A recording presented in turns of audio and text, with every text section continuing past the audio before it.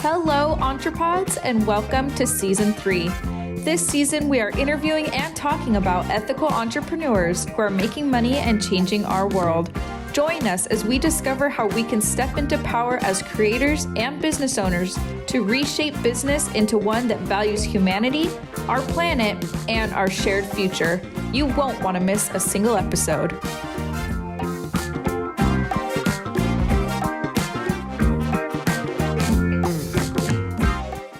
What do you say to people like that when they're like, what's education going to do? Yeah. For youth, when we're working with youth, we train our certified financial education instructors really to focus on more areas than just content knowledge. I think that's the problem with most programs. It's content knowledge. Hey, can you define ROI? Okay, it means return on investment. Well, that's great, but what does it do? How do you incorporate that into your overall plan? Where is it needed, right? That's the important thing. So what we teach our graduates to do is to, we work on the content knowledge. It's good to know more. It impacts your sentiment. Sentiment is hope, confidence, those types of things. When you know more, you're a little more confident. When you've played around with compounding interest, that's one of our favorite things for youth is get on the calculator, right? And play around. It helps them see that vision, improve their sentiment. Behaviors, addressing those behaviors over the long haul. That's where we really need to pull parents in as well to help reinforce what they're learning in the classroom, and then helping them set up the systems that they'll need in place. And we also encourage them to find team members. Now, when they're adults, team members might be financial advisor, realtor, but when they're youth, it's, hey, find that podcaster, find that author, find that person you can follow and mentor that you get along with that personality-wise. Maybe it's the instructor, maybe it's somebody else, but we try to really address it holistically because you're exactly right. Money is a lot more than just logic. It's emotions, habits, behaviors, sentiment. Yeah. And then also being able to the save for the rainy day is still important. You still need to be able to save, but then you can make smarter decisions. Like I just was talking to a young couple who just came to me and they were talking about their business and, their problems with the mortgage industry right now. And I said, well, with what you guys are making and what you're saying, why aren't you using UIL, which is a type of insurance to buy your home in? And then you could pay your house off. In fact, people before 1917, like in Europe, they don't have mortgages. They use this sort of thing, your house is type of your credit sort of thing, but you can pay it off sooner. And there's some very big benefits and it fit their situation. And they were able to get a home in their budget, like in competing against buyers too, and negotiate. But they had never even heard about that. And I'm like, how did something that used to be the standard that's still available today not even taught or discussed, even at the college level? And they were both very savvy individuals. And I thought, man, we were just failing. Like in school, I was talking to somebody else and they are 37 years old. They're a degreed professional.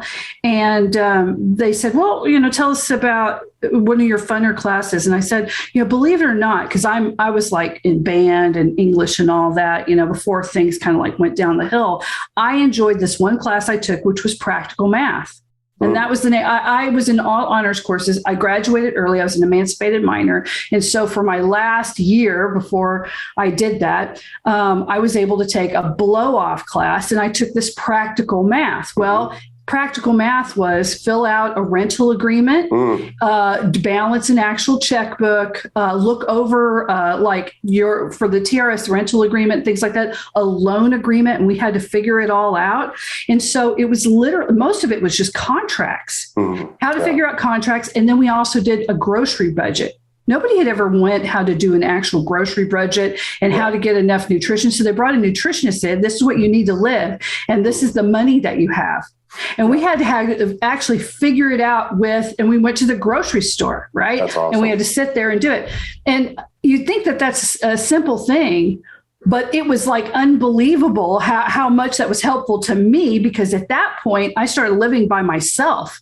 And of course I was the only kid in school who had that, but I needed that. That was basic. And they were just like looking at me with these big eyes and they were like, I would have killed for anything like that. Yeah. It's not taught in school still to this day. The states that do mandate it, it's like 10 to the biggest ones one semester, but try speaking Spanish after one semester. Impossible. This requires more intention. Again, it benefits 100% of students, right? They're not teaching the core while, math, all the STEM classes, math, science, technology, they benefit about 15 to 20%. Why not make those electives financial literacy? And I include entrepreneurship and career planning and financial literacy. And we actually promote FLEC subjects, financial literacy, entrepreneurship, and career planning. That's one of our advocacy platforms, because my vision of schools should be to graduate youth with the skills they need to be self-sufficient and contributing members of society. Right now, we're graduating people with random skills. I did this mock interview with high school students. They couldn't even shake a hand. Something basic. I think that's included here too. They did not know how to interview at all. So these basic skill sets are not being taught in school. Instead, we're teaching random things like the hypotenuse of a triangle, if that's even right. Or social skills, which I get really mad about. Yeah. I'm like, we're not even, why are we upset about this gender thing? Gender studies shouldn't even be done until college.